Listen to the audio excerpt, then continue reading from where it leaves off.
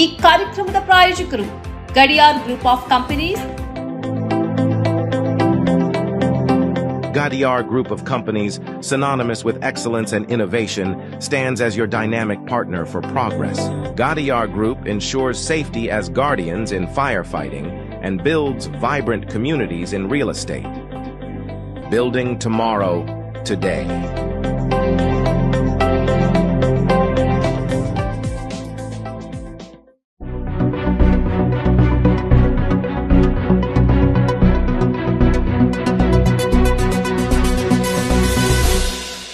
ವೀಕ್ಷಕರೇ, ಸನ್ಮಾರ್ಗ ಸುದ್ದಿ ಸಂಚಯಕ್ಕೆ ಸ್ವಾಗತ.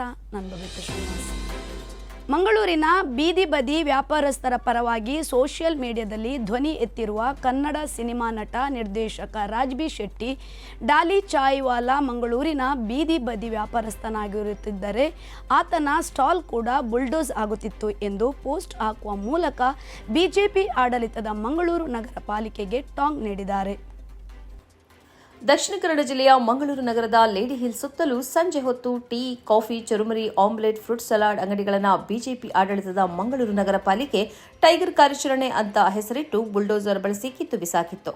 ಇದಕ್ಕೆ ಟ್ರಾಫಿಕ್ ಕಿರಿಕಿರಿ, ಪಾರ್ಕಿಂಗ್ ಸಮಸ್ಯೆ, ಫುಟ್ಪಾತ್ ಅತಿಕ್ರಮಣ ತೆರವುವಂತ ಬಿಜೆಪಿ ಮೇಯರ್, ಶಾಸಕರು ಕಾರಣ ನೀಡಿದ್ದರು. ಅದೇ ಲೇಡಿ ಹಿಲ್ ಸರ್ಕಲ್ ಸುತ್ತಲೂ ಬಿಜೆಪಿ ಶಾಸಕರ ನೇತೃತ್ವದಲ್ಲಿ 5 ದಿನಗಳ ಅದ್ದೂರಿ ಫುಡ್ ಫೆಸ್ಟಿವಲ್ ನಡೆಯುತ್ತಿದೆ.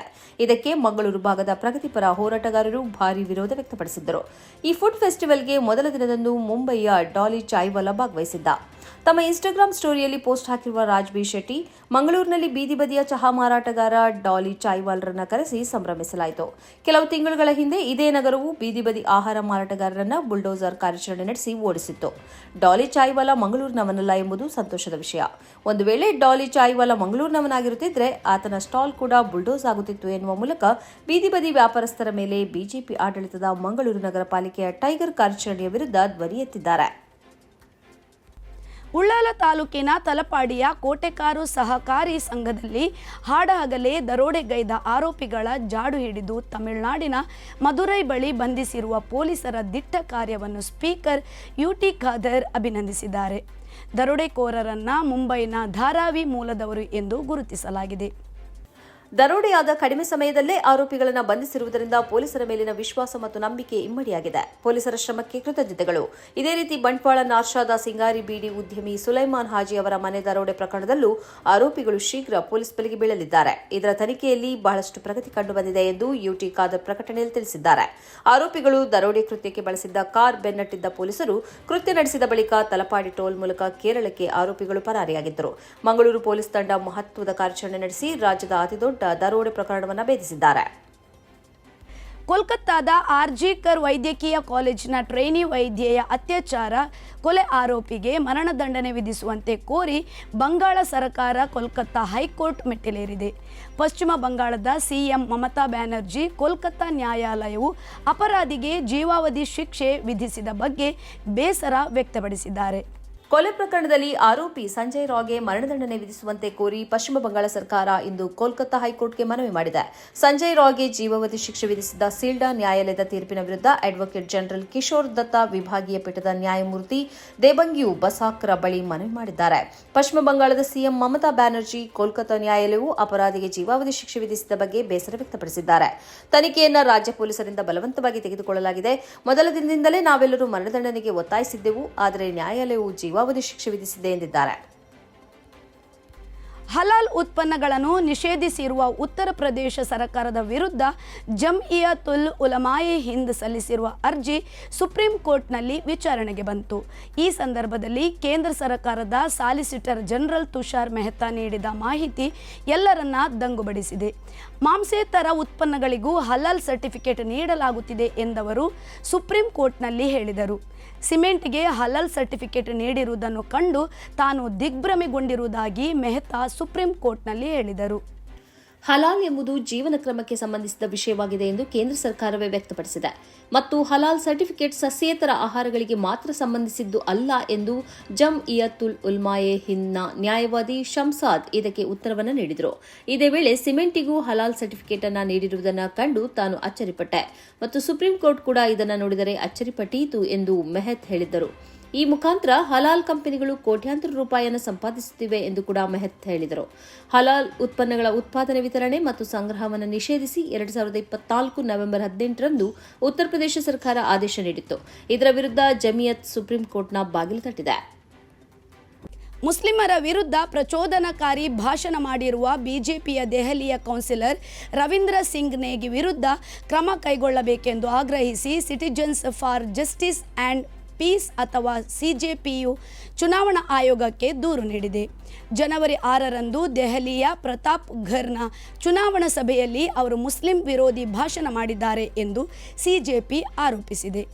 ಮುಸ್ಲಿಮರನ್ನ ಮೊಘಲರ ವಂಶಜರು ಎಂದು ಟೀಕಿಸಿದ ನೇಗಿ, ಈ ದೇಶಕ್ಕೆ ಮುಸ್ಲಿಮರ ಜನಸಂಖ್ಯೆಯಿಂದ ಬೆದರಿಕೆ ಇದೆ ಎಂದು ಹೇಳಿರುವುದಾಗಿ ಸಿಜೆಪಿ ತನ್ನ ದೂರಿನಲ್ಲಿ ತಿಳಿಸಿದೆ. ಮುಸ್ಲಿಮರನ್ನ ಮೊಘಲರ ವಂಶದವರೆಂದು ಹೇಳುವ ಮೂಲಕ ಮತ್ತು ಹಿಂದೂಗಳು ಮುಸ್ಲಿಮರಿಂದಾಗಿ ಅಪಾಯದಲ್ಲಿದ್ದಾರೆ ಎಂದು ವ್ಯಾಖ್ಯಾನಿಸುವ ಮೂಲಕ ಚುನಾವಣೆಯನ್ನ ಹಿಂದೂ ಮುಸ್ಲಿಂ ಎಂದು ವಿಭಜಿಸುವುದಕ್ಕೆ ನೇಗಿ ಯತ್ನಿಸಿದ್ದಾರೆ. ಹಾಗೆಯೇ ಬಾಂಗ್ಲಾದೇಶದ ಹಿಂದೂಗಳ ಬಗ್ಗೆ ಮತ್ತು ಕಾಶ್ಮೀರದ ಪಂಡಿತರ ವಲಸೆಯ ಬಗ್ಗೆ ಅವರು ಉಲ್ಲೇಖಿಸಿ ಇದಕ್ಕೆ ಮುಸ್ಲಿಮರು ಕಾರಣ ಎಂಬಂತೆ ಪರೋಕ್ಷವಾಗಿ ಬಿಂಬಿಸಿದ್ದಾರೆ. ಆದರೆ ಇವೆರಡೂ ಪ್ರಕರಣಗಳಿಗೂ ಮುಸ್ಲಿಮರಿಗೂ ಸಂಬಂಧ ಇಲ್ಲ. ಅದು ಸರ್ಕಾರಿ ಮಟ್ಟದಲ್ಲಿ ನಡೆದಿರುವ ಘಟನೆಗಳು. ಆದರೆ ಮುಸ್ಲಿಮರನ್ನ ಇಂತಹ ಪ್ರಕರಣಗಳಿಗೆ ಹೊಣೆಗಾರರಂತೆ ಬಿಂಬಿಸಿ ಚುನಾವಣೆಯನ್ನ ಧರ್ಮದಾತವಾಗಿ ಮಾಡಲು ಅವರು ಯತ್ನಿಸಿದ್ದಾರೆ ಎಂದು ದೂರಿನಲ್ಲಿ ಹೇಳಲಾಗಿದೆ. ಈ ಬಾರಿಯ ಹಜ್ ಸಮಯದಲ್ಲಿ ಯಾತ್ರಿಕರಿಗೆ ಸೌದಿಯ 30ರಷ್ಟು ಶೆಫ್ಗಳು ಆಹಾರವನ್ನು ತಯಾರಿಸಲಿದ್ದಾರೆ ಎಂದು ವರದಿಯಾಗಿದೆ. ಯಾತ್ರಿಕರಿಗೆ ಆಹಾರವನ್ನು ತಯಾರಿಸಲು ಮತ್ತು ವಿತರಿಸಲು ಅಗತ್ಯವಾದ ಲೈಸೆನ್ಸ್ಗಳನ್ನು ಜಿದ್ದಾ ಸೂಪರ್ ಡೋಮ್ನಲ್ಲಿ ನಡೆದ ಹಜ್ ಸಭೆಯಲ್ಲಿ ಸೌದಿಗಳಾದ 30ರಷ್ಟು ಪುರುಷ ಮತ್ತು ಸ್ತ್ರೀ ಶೆಫ್ಗಳಿಗೆ ನೀಡಲಾಗಿದೆ ಎಂದು ತಿಳಿದುಬಂದಿದೆ. ಹಜ್ ಸೀಸನ್ನಲ್ಲಿ ಯಾತ್ರಿಕರಿಗೆ ಆಹಾರವನ್ನು ನೀಡುವುದು ಮತ್ತು ಅಡುಗೆ ತಯಾರಿಸುವ ಇತ್ಯಾದಿ ಜಗತ್ತಿಗೆ ಪ್ರವೇಶಿಸುವುದಕ್ಕಾಗಿ ಸೌದಿಗಳನ್ನು ದತ್ತು ಪಡೆಯಲು ಮತ್ತು ಅದಕ್ಕೆ ಯೋಗ್ಯರನ್ನಾಗಿ ಮಾಡುವ ಗುರಿಯೊಂದಿಗೆ ಹಜ್ ಶೆಫ್ ಕಾರ್ಯಕ್ರಮ ಮಾಡಲಾಗಿದೆ ಎಂದು ಸಭೆಯಲ್ಲಿ ತಿಳಿಸಲಾಗಿದೆ. ಹಜ್ ಯಾತ್ರಿಕರಿಗಾಗಿ ಆಹಾರ ತಯಾರಿಸುವ ಮತ್ತು ಅದನ್ನು ವಿತರಿಸುವ ವಿಷಯದಲ್ಲಿ ಸೌದಿ ಯುವಕರನ್ನು ಪ್ರೇರೇಪಿಸುವಷ್ಟು ಸೌದಿ ಅರೇಬಿಯಾ ಗುರಿಯಾಗಿ ಇಟ್ಟುಕೊಂಡಿದೆ. ಸೌದಿಯ ವಿಷನ್ 2030ಯ ಭಾಗವಾಗಿ ಕ್ವಾಲಿಟಿ ಆಫ್ ಲೈಫ್ ಎಂಬ ಒಂದು ಗುರಿಯೂ ಇದೆ. ಅದನ್ನು ಈಡೇರಿಸುವ ಹಿನ್ನೆಲೆಯಲ್ಲಿಯೂ ಈ ಕಾರ್ಯಕ್ರಮವನ್ನು ಹಮ್ಮಿಕೊಳ್ಳಲಾಗಿದೆ ಎಂದು ತಿಳಿದುಬಂದಿದೆ. ವಿಶ್ವ ಆರೋಗ್ಯ ಸಂಸ್ಥೆಯಿಂದ ಅಮೆರಿಕ ದೇಶ ಹೊರಬರುವ ಆದೇಶಕ್ಕೆ ಅಮೆರಿಕದ ನೂತನ ಅಧ್ಯಕ್ಷ ಡೊನಾಲ್ಡ್ ಟ್ರಂಪ್ ಅಂಕಿತ ಹಾಕಿದ್ದಾರೆ.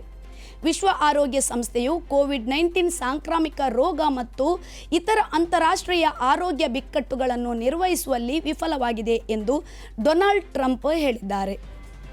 ಅಮೆರಿಕದ 47ನೇ ಅಧ್ಯಕ್ಷರಾಗಿ ಪದಗ್ರಹಣದ ಬೆನ್ನಲ್ಲೇ ಡೊನಾಲ್ಡ್ ಟ್ರಂಪ್ ಅಮೆರಿಕವು ವಿಶ್ವ ಆರೋಗ್ಯ ಸಂಸ್ಥೆಯಿಂದ ಹೊರಬರಲಿದೆ ಎಂದು ಘೋಷಿಸಿದ್ದರು. ಸದಸ್ಯ ರಾಷ್ಟ್ರಗಳ ರಾಜಕೀಯ ಪ್ರಭಾವದಿಂದ WHO ಸ್ವತಂತ್ರವಾಗಿ ಕಾರ್ಯನಿರ್ವಹಿಸಲು ವಿಫಲವಾಗಿದೆ. ಅಮೆರಿಕವು ವಿಶ್ವ ಆರೋಗ್ಯ ಸಂಸ್ಥೆಯಿಂದ ಅಧಿಕೃತವಾಗಿ ನಿರ್ಗಮಿಸುತ್ತದೆ. WHO ನಮ್ಮನ್ನ ಅಳಿಸಿ ಹಾಕಲು ನೋಡಿತು, ಎಲ್ಲರೂ ನಮ್ಮನ್ನ ತುಳಿಯಲು ನೋಡಿದರು, ಆದರೆ ಇದು ಇನ್ನು ಮುಂದೆ ನಡೆಯುವುದಿಲ್ಲ ಎಂದು ಟ್ರಂಪ್ ಹೇಳಿದ್ದಾರೆ. ವಿಶ್ವಸಂಸ್ಥೆಗೆ ಚೀನಾಕ್ಕಿಂತ ಹೆಚ್ಚಿನ ಹಣವನ್ನು ಅಮೆರಿಕ ಪಾವತಿಸುತ್ತಿತ್ತು. ಬೈಡೆನ್ ಆಡಳಿತದ ಅವಧಿಯಲ್ಲಿ ಅಮೆರಿಕವು WHOಗೆ ಅತಿದೊಡ್ಡ ನಿಧಿ ನೀಡುವ ದೇಶವಾಗಿ ಮುಂದುವರೆದಿತ್ತು. ಅಮೆರಿಕವು WHOಗೆ ಅತಿದೊಡ್ಡ ಆರ್ಥಿಕ ಬೆಂಬಲವಾಗಿತ್ತು. WHOನ ಒಟ್ಟು ನಿಧಿಯ 18% ಕೊಡುಗೆಯನ್ನ ಅಮೆರಿಕ ನೀಡುತ್ತಿತ್ತು. ಈ ಬೆಳವಣಿಗೆ WHO ಕಾರ್ಯಾಚರಣೆ ಮೇಲೆ ಪರಿಣಾಮ ಬೀರಲಿದೆ. ಸಂಸ್ಥೆಯೊಂದಿಗೆ ಕೆಲಸ ಮಾಡುವ ತನ್ನ ದೇಶದ ಸಿಬ್ಬಂದಿಗಳನ್ನು ಅಮೆರಿಕ ವಾಪಸ್ ಕರೆಸಿಕೊಳ್ಳಲಿದೆ ಎಂದು ಹೇಳಲಾಗಿದೆ. ಇದು ಈ ಹೊತ್ತಿನ ಸುದ್ದಿ ಸಂಚಯ. ನಿರಂತರ ಕಾರ್ಯಕ್ರಮಗಳಿಗೆ ನೋಡ್ತಾ ಇರಿ ಸನ್ಮಾರ್ಗ ನ್ಯೂಸ್. ಸುದ್ದಿಗಳ ಸಂತೆಯಲ್ಲಿ ಸತ್ಯದ ಮೊಂಬತ್ತಿ.